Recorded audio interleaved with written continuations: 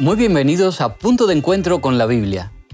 Gracias por estar ahí. Soy Nelson Salgado, profesor de la Facultad Adventista de Teología de Sagunto. Y están conmigo Josías Félix. Bienvenido, Josías. Muchas gracias, Nelson. Estoy muy contento de poder estar con vosotros estudiando un poco más de la palabra de Dios. También está con nosotros Claudia Dolete. Bienvenida, Claudia. Muchísimas gracias. Estoy muy feliz porque estamos aprendiendo todos los días más y más. Hoy vamos a seguir profundizando en el libro de los Hechos. Y para ello nos adentraremos en el sexto programa, que lleva como título El ministerio de Pedro.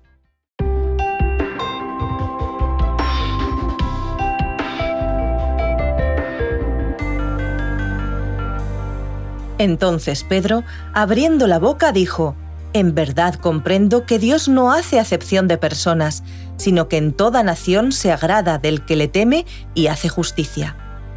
Hechos, capítulo 10, versículos 34 y 35. Con la partida de Pablo hacia Tarso, Pedro vuelve a ser el personaje principal en la narración que va haciendo Lucas de estos primeros días de la iglesia cristiana. Pedro es retratado en una especie de ministerio itinerante en toda Judea y las regiones circundantes. La conversión de los gentiles era el tema posiblemente más controvertido en la iglesia apostólica.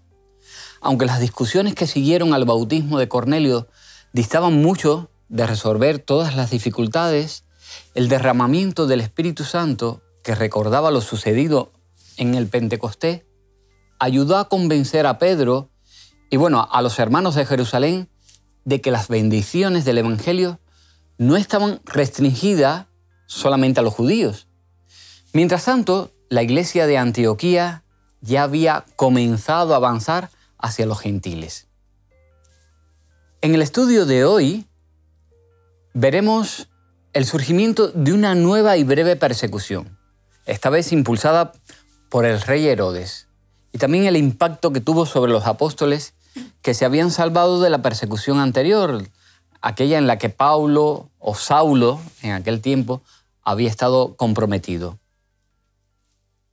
Dios obró milagros a través de Pedro, con gran repercusión en la propagación del Evangelio, que nos recuerda mucho a los milagros realizados por Jesús en el inicio de su ministerio. Entre esos milagros está la curación de Eneas o también la resurrección de Tabita, de Dorcas, también recogida aquí en Hechos 9, pero a partir del 36. ¿Cómo fueron esos dos hechos exactamente? ¿Y a qué milagros, hechos o llevados a cabo por Jesús nos pueden recordar? Vemos aquí a Pedro trabajando humilde, dinámico, pero constante. Él estaba pasando, recorriendo, pone el versículo 32, dice: Pedro, que estaba recorriendo la región, fue también a visitar a los santos de Lida. Allí encontró a un creyente llamado Eneas, que hacía 8 años que estaba en cama, pues era paralítico. Pedro le dijo: Eneas, Jesucristo te sana, levántate y haz tu cama. Y en el acto se levantó. Y este mismo milagro nos recuerda a Jesús cuando sanó a aquel joven de Capernaum que fue traído por sus 4 amigos. Y le dice la misma frase: levántate y haz tu cama, ¿no? Vemos en adelante el otro milagro, que él había entonces en Jope una discípula llamada Tabita, versículo 36, que quiere decir Dorcas, rica en buenas obras y limosnas que hacía. Una mujer que vivía su fe con todo su corazón y que era de gran necesidad a la iglesia. Era realmente una pérdida importante para aquel lugar y en el momento que se encontraba la iglesia apostólica. Entonces Pedro se levantó y se fue con ellos, porque vinieron unos amigos de ella y dijeron: esta mujer está enferma, y él se levantó y murió. Y él se levantó y cuando llegó lo llevaron a la sala, donde la rodearon todas las viudas, llorando y mostrando las túnicas y los vestidos que Dorcas hacía cuando estaba con ella. Pedro pidió que todos salieran. Puesto de rodillas, oró y vuelto al cuerpo, dijo: Tabita, levántate. Y ella abrió los ojos y al ver a Pedro se incorporó. Esta resurrección, digamos, resucitación de esta persona nos hace recordar a Jesús cuando resucitó a la hija de Jairo, una niña de 12 años, que desde luego cuando entró invitó solo a los padres, a Pedro, creo, y a otro discípulo más, y los demás se quedaron fuera. Y además no creían que podría pasar un milagro de este tamaño porque se burlaban cuando Jesús entró dentro y ellos sabían que la niña estaba muerta, y cuando la vieron con vida, pues todo el mundo quedó atónito. Vemos a Pedro acompañado por el mismo Jesús a través del Espíritu Santo, renovando, fortaleciendo y llevando la Iglesia con mano fuerte. Es ahí el cumplimiento de la profecía que Jesús mismo había dicho a sus discípulos cuando los escoge a los 12 y les da su misión. Les dice qué es lo que tienen que hacer. Dice: el reino de los cielos se ha acercado. En Mateo 10, del 7 en adelante, dice: sanad enfermos, limpiad leprosos, resucitad muertos, echad fuera demonios, de gracia recibiste, dad gracia. Que en ese momento los discípulos probablemente no se lo creían. En ese momento vemos que incluso ellos intentaron hacer un milagro y no podían, hasta que Jesús llegó y lo hizo y le dijo: ¿hasta cuándo tengo que aguantar su poca fe, no?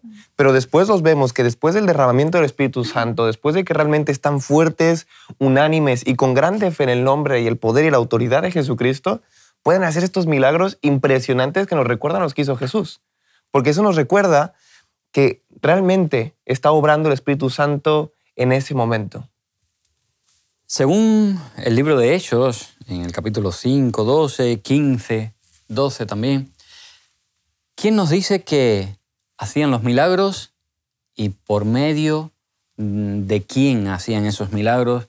¿De qué manera beneficiaron a tantas personas en ese momento? Bueno, es vital que recordemos este versículo porque muchas veces podemos caer en el error de sacralizar a las personas, de, pues no sé, dotarlas de algún poder especial, de creerlas santas en sí mismas. Y esto nos recuerda muy bien quién realmente obraba. Entonces, dice 15:12, dice: entonces toda la multitud cayó cuando de repente estaba la iglesia reunida en el primer concilio. Pablo y Bernabé están ahí enfrente y ellos cuentan todas las maravillas y prodigios. Dice que contaban cuán grandes señales y maravillas había hecho Dios, y recalcamos esto, había hecho Dios por medio de ellos entre los gentiles. Entonces no debemos olvidar este versículo que es impresionante e importantísimo. Pablo, Bernabé, Pedro, Juan, los apóstoles, de cierta manera obraban milagros, había señales. Se nos repite una y otra vez en Hechos 4 hasta el final, dice que la gente temía, realmente tenía grande respeto hacia ellos porque estaban viendo que hacían grandes milagros, prodigios y señales. Pero lo hacían porque Dios lo hacía por medio de ellos. Ellos eran instrumento para hacer los milagros. Y no se nos olvidar eso. La iglesia de hoy en día también tiene que recordar que el que obra es Dios por medio de nosotros. Nosotros en sí mismos no tenemos poder. Incluso cuando Jesús estaba aquí en la tierra, le dice: tu fe te ha sanado. Porque Él obraba también en intercesión con el Padre. Siempre obró en este trabajo en equipo. Y lo mismo pasaba con los discípulos. Eran herramientas en las manos de Dios. Y nosotros también podemos ser herramientas en las manos de Dios. Cuando se derrame el Espíritu Santo por segunda vez, que se profetiza que también habrá señales y prodigios por medio de la iglesia, porque realmente estaremos en consonancia con lo que Dios quiere con nosotros. Pero siempre obraremos por medio de Dios. Dios es el que nos utilizará y habrá prodigios y milagros, pero nunca en nosotros mismos. Que son suyos, no nuestros. Exactamente, son solamente de Dios y nosotros solamente ponemos nuestro corazón dispuesto, nuestras manos dispuestas para obrar grandes milagros. Que podemos decir, bueno, grandes milagros como curar enfermos, pero a veces un grande milagro es llevar pan al pobre, visitar al enfermo, ir a las cárceles. También son pequeños milagros que se obran en las personas que Dios nos utiliza hoy en día para poder hacer ese gran milagro de la salvación, que es el más importante. Y finalmente, lo que no podemos es pensar que nosotros somos los que tenemos posibilidades, somos muy inteligentes, muy capaces. Todo lo bueno que hacemos o que tenemos, todos los dones que tenemos, se los debemos al Señor. no hay nada bueno en nosotros. Bueno, Jesús, pero nosotros, ¿qué podemos aportar? Sin embargo, el Señor sí nos aporta a nosotros a través de su Santo Espíritu. Resucitar un muerto, desde luego, no es algo que nosotros podamos controlar. Hacer. Algunos dicen que si pudieran ver milagros, ¿verdad? Entonces sí, creerían. Pero vemos que en la Biblia hay ejemplos de personas que vieron, que presenciaron, que vivieron milagros y aún así no creyeron. Así que, ¿por qué creéis que nuestra fe no debe basarse en milagros? ¿En qué debe estar basada nuestra fe? Hemos visto tristemente la clase de los fariseos, de los saduceos, que estaban mirando a todo lo que hacía Cristo y quedaban absolutamente inmovibles en el corazón, porque el corazón lo tenían atado a otra cosa, no a Dios, desde luego. Os invito a que abramos en el capítulo de Hebreos, en el libro de Hebreos, el capítulo 11. Aquí tenemos unos versículos que nos puede orientar sobre la fe que tenemos en qué tiene que depositarse nuestra fe. Nuestra fe no tiene que depositarse en algo, sino en alguien, porque es una cuestión de decisión. Mira, hasta los ateos necesitan de un acto de fe para decidir, escoger otra opción, creer otras cosas, ¿no? Es que todos tenemos que decidir y creer algo, ¿no? Y el cristiano decide creer a Cristo, por eso nos llamamos cristianos, porque tenemos nuestro apoyo, nuestra fe puesta en este personaje, en Dios mismo. En Hebreos 11, el versículo 1, nos dice: la fe es la certeza de lo que esperamos, la convicción de lo que no vemos. Por ella los antiguos fueron aprobados. Por la fe entendemos que los mundos fueron formados por la palabra de Dios, de modo que lo que se ve fue hecho de lo que no se veía. En el capítulo 12, el versículo 2, dice: fijaos los ojos en Jesús, autor y perfeccionador de la fe, quien en vista del gozo que le esperaba sufrió la cruz, menospreció la vergüenza y se sentó a la diestra del trono de Dios. Tenemos un ejemplo en la Escritura de uno de los discípulos que tenía que ver para creer, y si abrimos nuestras Biblias en el libro de Juan, el capítulo 20, ahí vemos a Tomás, que necesitaba de tocar y de ver. Y Cristo le dice: pon tu dedo aquí y mira mis manos, acerca tu mano y ponla en mi costado, y no seas incrédulo, sino creyente. Entonces Tomás exclamó: Señor mío y Dios mío. Jesús le dijo: ¿por qué me has visto, Tomás, creíste? Dichosos los que no vieron y creyeron. Nuestra fe tiene que estar apoyada en alguien, en este Cristo, en este alguien que es Cristo, nuestro Redentor, nuestro Salvador, nuestro Creador, no en algo que vemos. Además, es importante que destaquemos que los milagros, por supuesto, eran señales. Juan lo define muy bien y lo define como señales de que el Cristo, que era el Mesías, de que Cristo Jesús era el Mesías, que era Dios con nosotros. Pero nuestra fe no se puede basar en eso, porque sería una fe infantil, sería una fe inmadura de cierta manera, porque llegarán momentos complicados, por supuesto. Veremos más adelante en Hechos el caso de Juan Marcos, que él estaba dispuesto a obrar para el nombre de Cristo, estuvo acompañando a Pablo, pero después simplemente salió de esta obra. ¿Por qué? Porque vivieron tiempos difíciles, tiempos donde probablemente, exactamente, se desanimó. Entonces, nuestra fe no tiene que estar basada en una bonita playa, como esa parábola que cuenta Jesús, en que yo construyo mi casa en la playa, es muy bonita, está el sol, etc. Y cuando viene la tormenta, pues simplemente mi casa se va, sino tiene que estar basada en la roca firme, que es Cristo Jesús. Y probablemente no es que no hayan milagros ya en mi vida, sino al contrario. Habrá milagros, pero serán cotidianos y será el milagro de la transformación. Pero no se debe de basar en cosas que nosotros podemos ver o tocar, sino en Cristo Jesús, sino en la persona de Cristo, que está con nosotros a pesar de las circunstancias o gracias a las circunstancias que están aconteciendo en ese momento. Hay otro texto precioso que dice en 2 Corintios 4, donde nos habla de que no miramos nosotros las cosas que se ven, sino las que no se ven. Que las que no se ven son las que son verdaderamente eternas. Entonces, nuestro cristianismo tiene que estar más allá de todo, más allá de que Pablo fue encarcelado, fue apedreado. Pudieron pasar muchos milagros y tal vez escaparse de situaciones, pero en esos momentos no hubo. Entonces, nuestra fe tiene que estar basada en Cristo Jesús y nuestro cristianismo realmente será sólido. En Jope, Pedro se hospedó en casa de un tal Simón. Según nos cuenta aquí Hechos, capítulo 9, versículo 43. Mientras tanto, allí en Cesarea, a unos 40 kilómetros de Jope, vivía Cornelio, un centurión romano que servía a Dios y que no se había circuncidado, al que Dios le dijo que invitara a Pedro para que viniera a visitarle.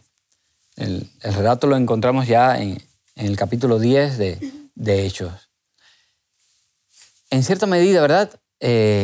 Pedro, antes de hacer esa visita, tuvo una visión. ¿Qué vio? Me gustaría que hablaseis de esa visión y cuál es, digamos, la interpretación correcta.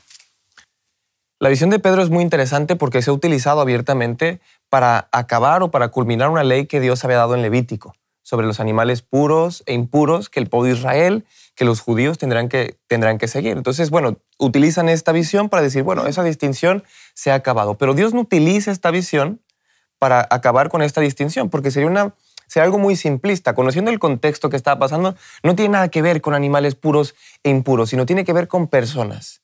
Tiene que ver con la distinción que se estaba haciendo entre personas para predicar el evangelio. Los apóstoles estaban reticentes aún de llevar el evangelio a gentiles, a gente que no conocía. Entonces, de cierta manera, este es el cumplimiento de la profecía que había pasado con la mujer sirofenicia, que Jesús le dice, este momento no, llegará el momento en el que se predicará a todo el mundo el evangelio. Y este era el momento. Y por eso Pedro, al encontrarse con esa situación con Cornelio, no sabía si avanzar, si ir, si predicarle, porque no quería estar impuro para ir al templo, porque aún conservaba sus tradiciones fuertemente. Ellos creían que el evangelio solo era para judíos, para el pueblo de Israel hasta ese momento.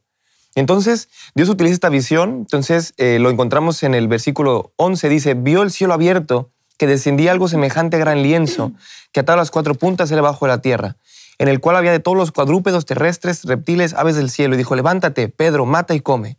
Entonces dice, Señor, no puedo comer cosa común o impura. Entonces le dice, lo que Dios limpió no lo llames tú común. Pero se refiere a personas. Si Dios realmente ha dispuesto y te ha dado la misión por la boca de Jesús, de que tú prediques el evangelio a todo el mundo, no seas tú el que tú digas que es impuro, los gentiles o las personas que no son judías. Entonces es muy interesante que debemos de entender también un mensaje de hoy.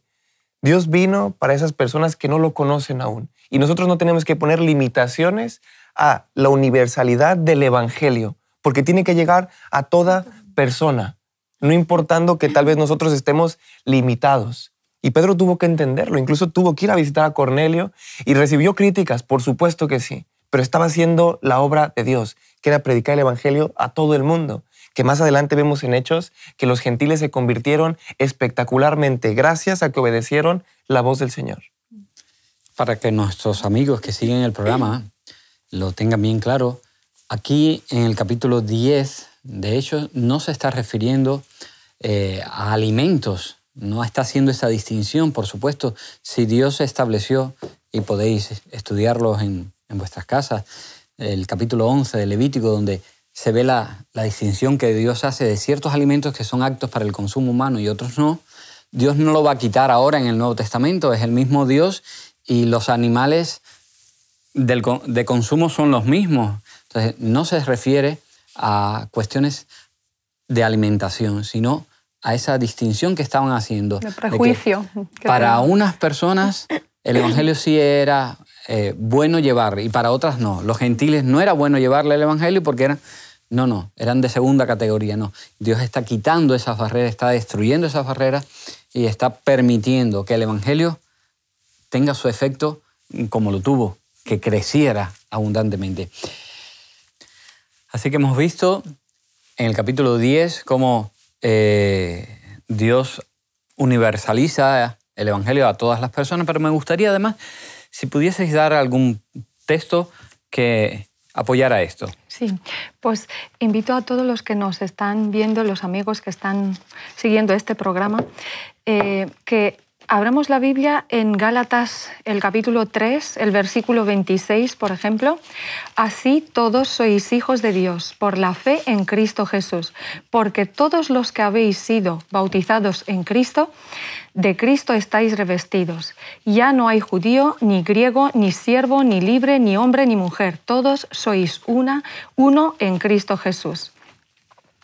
Y ya sois de Cristo, de cierto, sois descendientes de Abraham y conforme a la promesa, herederos. Y también hay un otro texto precioso en Hechos 10, el versículo 34, en donde el mismo Pedro afirma: entonces Pedro tomó la palabra y dijo: en verdad veo que Dios no hace acepción de personas.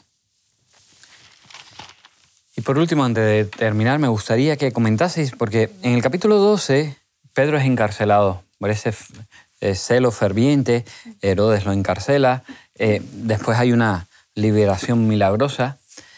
Que comentaseis esta situación y por qué debemos obedecer siempre a Dios ante que a los hombres, no tener temor.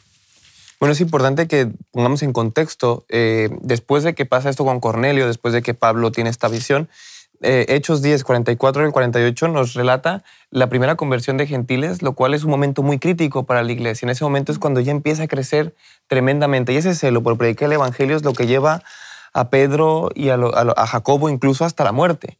Entonces, recordamos en Hechos 5 también cuando Juan y Pedro son encarcelados, son llevados, ellos dicen: porque a nosotros conviene obedecer a Dios y no a los hombres, porque realmente en Jesucristo hay poder y nos debemos solamente a Él. Y es importante que obedezcamos a Dios a pesar de que las circunstancias, la sociedad, nuestro contexto cultural probablemente nos lleven hacia otro lugar. Y probablemente no nos espere un buen final terrenalmente, como fue Jacobo, como fue el de Pedro, pero no tenemos que tener miedo, porque nuestro galardón, nuestro tesoro no está aquí en la tierra, sino realmente nuestro tesoro es celestial. Nuestra casa no está aquí. Y no tenemos que tener temor a perder nuestro cuerpo, sino, como dijo Cristo, tenemos que tener temor realmente al que realmente puede eliminar nuestro cuerpo para toda la vida, ¿no?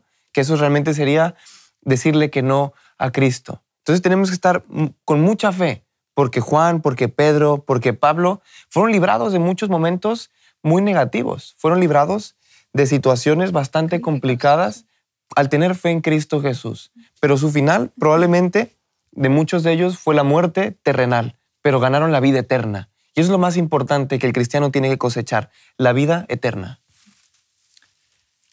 Después de la resurrección, Jesús se tomó el tiempo necesario con el propósito de preparar a sus discípulos para el ministerio que tenían por delante. Pedro había negado a Jesús 3 veces antes de su muerte. El Jesús resucitado le preguntó 3 veces si podía contar con él para asumir esas responsabilidades del discipulado.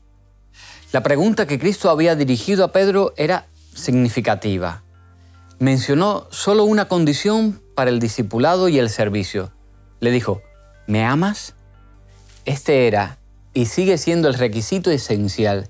Si amamos al Señor, Él nos guiará y capacitará para hacer su voluntad.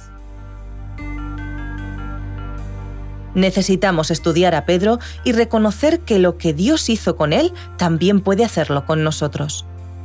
Debemos entender que Dios no hace acepción de personas. El Evangelio es universal, para todos.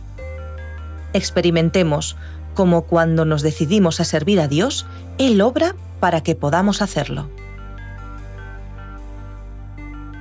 Pedro, como miembro, evangelista y dirigente de esa iglesia naciente, nos ha dejado un modelo para que como cristianos lo sigamos.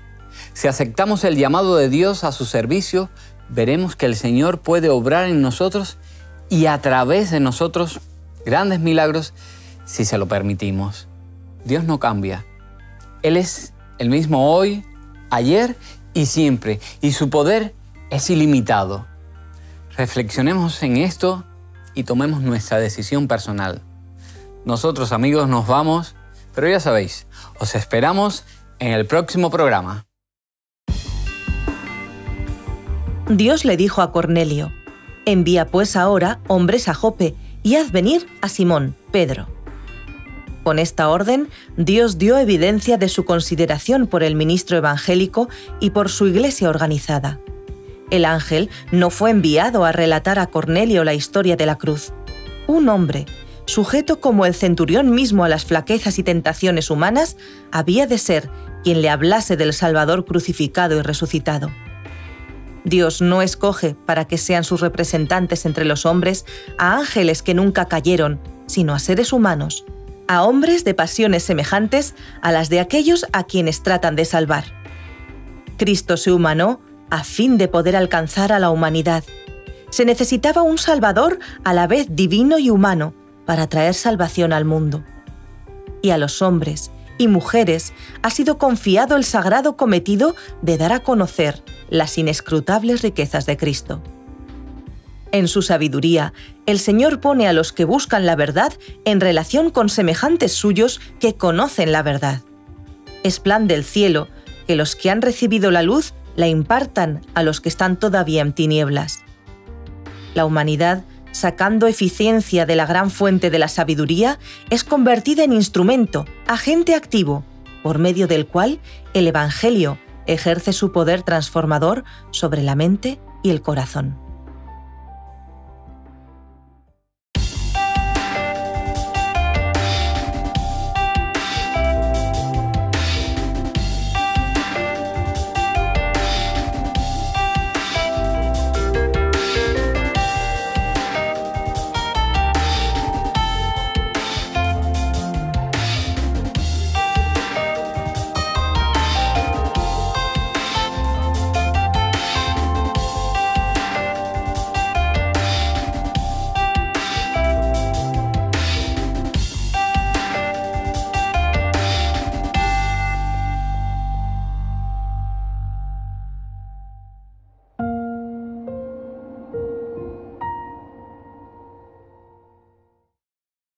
¿Quieres realizar cursos gratuitos sobre salud, familia, temas espirituales y mucho más? Entra ahora en quecurso.com y disfruta de cursos tan interesantes como La verdad en 2 minutos, Salud y vida, Embarazados, Frente al dolor, A través del Apocalipsis o Valores de siempre, entre otros. Recuerda, quecurso.com.